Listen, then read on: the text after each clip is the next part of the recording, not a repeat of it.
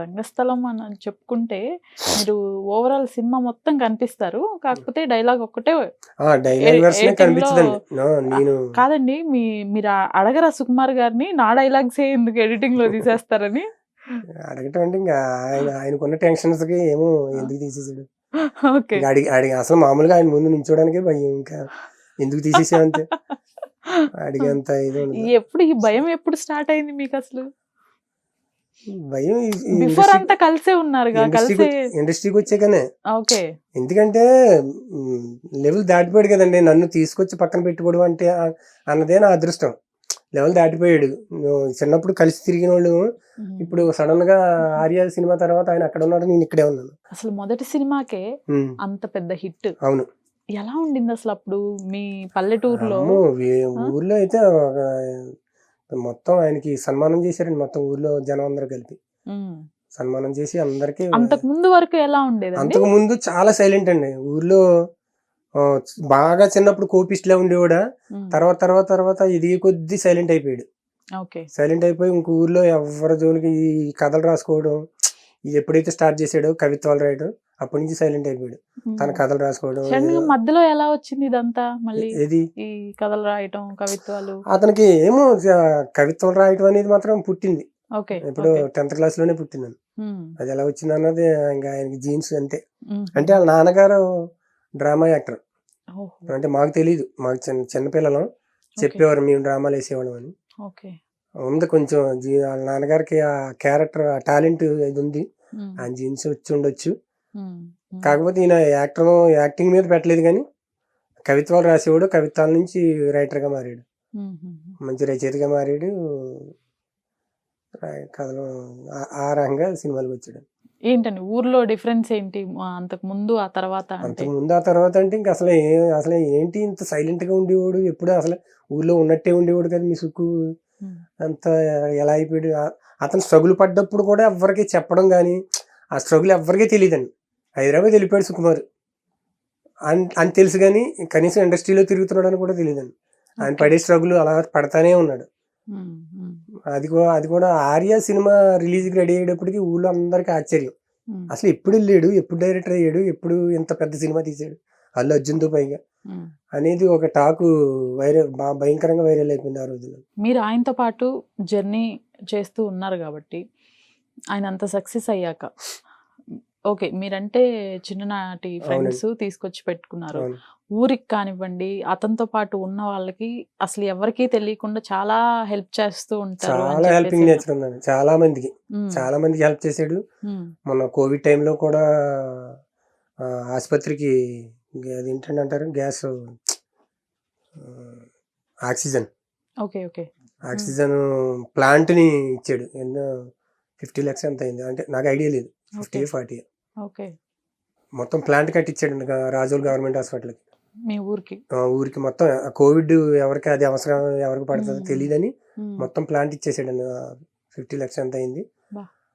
ఇంకా ఊర్లో ఆ టైంలో పనులకి వెళ్ళేవారు కాదు, బయటకు వచ్చేవారు కాదు. అలాగే ఇలాగ లేబర్ కూలి పని చేసుకునే వాళ్ళకి అందరికీ ఇంటింటికి ఎంతని అలా స్తోమతను బట్టి ఇంట్లో ఉన్న నెంబర్లను బట్టి ఇంటికి 5,000, 2,000, 10,000 అట్లా అలా ఊర్లో చాలా మందికి పంచిపెట్టాడు. ఊర్లో స్కూల్ కట్టించాడు. ఇంతకుముందు ఒక రేక్ షెడ్ లాగా చిన్న స్కూల్ ఉండేదండి మేము చదువుకున్నప్పుడు. ఇప్పటికే అది అలాగే ఉంది. దాని పక్కనే ఖాళీ స్థలంలో 2 floors బిల్డింగ్ కట్టించాడు, స్కూల్ బిల్డింగ్. ఓన్లీ సుకుమార్. అట్లా సేవ చేయడం అనేది చిన్నప్పటి నుంచి ఉందండి. కాలేజీలో వచ్చిన శాలరీస్ కూడా అటు ఫ్రెండ్స్ కోసం, ఆ ఫ్రెండ్స్ ఎవరైనా ఇబ్బందులు ఉంటే నాన్నగారు సపోర్ట్ చేసేవాడు, నాన్నగారి కోసం సంపాదించేవాడు.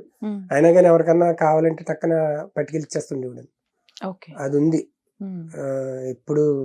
ఎప్పుడైనా ఆర్టిస్టులకు ఇవ్వటం ఆర్టిస్టులు కూడా మా రంగస్థలానికి దీనికి మొత్తం టెక్నీషియన్స్ అందరికీ ఇచ్చేయడండి. అంటే నాకు క్లారిటీ కరెక్ట్ గా తెలీదు, ఇచ్చేయడని చెప్పి అన్నారు. మొత్తం టెక్నీషియన్స్ అందరికి అమౌంట్ కూడా ఫిగర్ తెలీదు, కంప్లీట్ గా అందరికి. అలాగే ఇంకెవరన్నా ఆర్టిస్టులు జూనియర్స్ కానీ ఎవరైనా స్ట్రగుల్లో ఉన్నారని ఒకవేళ అతని వరకు వెళ్తే మాత్రం కంపల్సరీ హెల్ప్ చేస్తాడు. హెల్పింగ్ నేచర్ బాగా ఎక్కువ ఉంది. వాళ్ళ ఫ్రెండ్స్ కానివ్వండి, వాళ్ళ బంధువులు అందరికి చాలా హెల్ప్ చేశాడు. ఎవరన్నా కొంచెం డౌన్ లో ఉంటే అందరిని లేపాడు. కానీ ఎంత ఫ్రెండ్స్ అయినా, ఎంత బెస్ట్ ఫ్రెండ్స్ అయినా చిన్న చిన్న పొరపాట్లు, మిస్అండర్స్టాండ్స్ అనేవి కామన్. అవునండి. మీరు అందులోనూ చిన్నతనం నుంచి కాబట్టి అది ఖచ్చితంగా ఉంటాయి. అవునండి. మాట్లాడుకోవటం, అవునండి. కొట్టుకోవటం.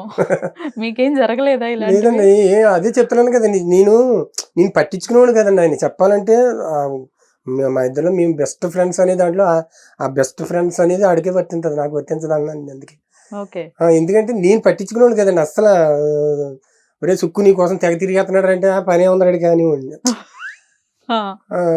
అంటే ఏమో నాకు అనిపించేది కదా, నేను ఎంతసేపు పొలం వెళ్ళిపోవడం, పనులు చేసుకోవడం.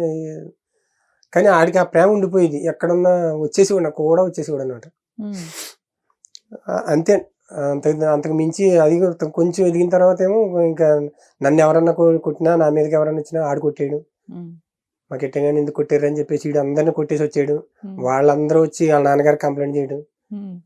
ఆడెవడో కెట్టేయగానే కొడితే మీ అబ్బాయికి ఏంటండి, మీ అబ్బాయి వచ్చి మమ్మల్ని మొత్తం మా ఊళ్ళో తుక్కు కింద కొట్టేసాడు అని వాళ్ళ పేరెంట్స్ కంప్లైంట్ చేస్తే వీళ్ళ నాన్నగారు మళ్ళీ మాకు సపోర్ట్ చేసి నోరు ముండి రాయాలనరా, మీ అదవలేదు కొట్టుంటారు, అందుకు మా ఊరు కొట్టుంటాడు, అంతేగాని మా ఊడే ఊరికి కొట్టడని చెప్పేసి సపోర్ట్ అన్నమాట. అలా సపోర్ట్ చేసి ఒక భయం ఉండేది మొత్తం పిల్లల్లో అందరిలోనే. సుగ్గాడితో పెట్టుకోకూడదు బాబు, పెట్టుకుంటే వాళ్ళ నాన్న కూడా వాళ్ళకి సపోర్ట్ చేస్తాడు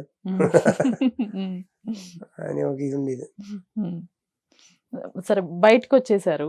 బయటకు వచ్చేసిన తర్వాత బయట సినిమాలు స్టార్ట్ చేశారు. అవునండి. సుకుమార్ గారితో పాటు బయట సినిమాలు కూడా స్టార్ట్ చేశారు. అదే చెప్తున్నాను కదండి, ఆయనతో పాటు తిరుగుతా ఉన్నప్పుడే సుకుమార్ రైటింగ్స్ లోనే ప్రదీప్ అని ఒక అసిస్టెంట్ ఉండేవాడు. ప్రదీప్ అబ్బాయి పేరు. ఆ అబ్బాయి అంటే నేను నా బాడీ లాంగ్వేజ్ అవన్నీ చూసేవాడు అనమాట. చూస్తే రాజావారి రాణి గారు సినిమాకి అసిస్టెంట్ గా వెళ్ళాడు మా దగ్గర నుంచి. అప్పుడు వాళ్ళకి ఇందులో చేసిన ప్రెసిడెంట్ చౌదరి క్యారెక్టర్ వాళ్ళకి కావాలనుకుంటే అప్పుడు ఈయన ప్రిపేర్ చేశాడు అనమాట ప్రదీప్. ఇప్పుడు ప్రత్యేకంగా ప్రదీప్ గురించి చెప్పాలి, ఎందుకంటే ఫస్ట్ నాలో టాలెంట్ గుర్తించి ఆ రవికిరణ్కి చెప్పింది ప్రదీప్. అతను చెప్పాడు అన్నమాట, వాళ్ళు డిస్కస్ చేసుకుంటున్నారు, చిన్న క్యారెక్టర్ ఇది కానీ ఫన్నీగా ఉంటుంది, ఎవరన్నా మంచి గోదావరి యాస మాట్లాడేవాళ్ళు ఎవరున్నారు అంటే అప్పుడు ఈ ప్రదీప్ రిఫర్ చేయడం అనమాట. కెట్టయ్య గారు ఉన్నాడు, బాగా మాట్లాడతాడు, బాగుంటుంది, పిలిపిద్దామంటే అప్పుడు రవికిరణ్ గారు మా ఇంటికి వచ్చాడు. రాజావారి రాణి గారు డైరెక్టర్ మా ఇంటికి వచ్చి, ఇలా సార్ మేము ఒక సినిమా తీస్తున్నాం, అందులో మీకు చిన్న క్యారెక్టర్ ఉందని మీరే చెయ్యాలి అంటే అప్పుడు వెళ్ళి చేసి వచ్చాను అనమాట. అది రాజమండ్రి దగ్గరే చేసేసి వచ్చేసాను అంతే. వాళ్ళు చెప్పారు, మాట్లాడేసాను, ఆ డైలాగ్ చెప్పేసాను, అయిపోయింది, వచ్చేసాను. నేను ఎక్స్పెక్ట్ చేయలేదు అసలు ఆ సినిమా గురించి, అదంత వైరల్ అవుతుంది, నాకు అంత పేరు తీసుకొస్తుందని కానీ అదంత హిట్ అవుతుందని కానీ ఊహించలేదు నేను. ఇంక తర్వాత రిలీజ్ అయిన తర్వాత ఇంకా మొత్తం జనం వస్తానే ఉన్నారు నా దగ్గరికి, అడుగుతానే ఉన్నారు, ఫోన్ చేస్తానే ఉన్నారు. ఏమ్మా ఏం మాట్లాడేవురా ఏంటి అది భలే మాట్లాడేవంటే భలే మాట్లాడేవా, మంచి బ్రేక్ వచ్చింది. అప్పుడు అనుకోకుండా ఆ సినిమాలోకి వెళ్ళటం, ఆ క్యారెక్టర్ క్లిక్ అవటం, ఇంకా అక్కడి నుంచి వస్తానే ఉన్న అవకాశం, రికగ్నైజేషన్ రావడానికి అప్పటి వరకు టైం పట్టింది.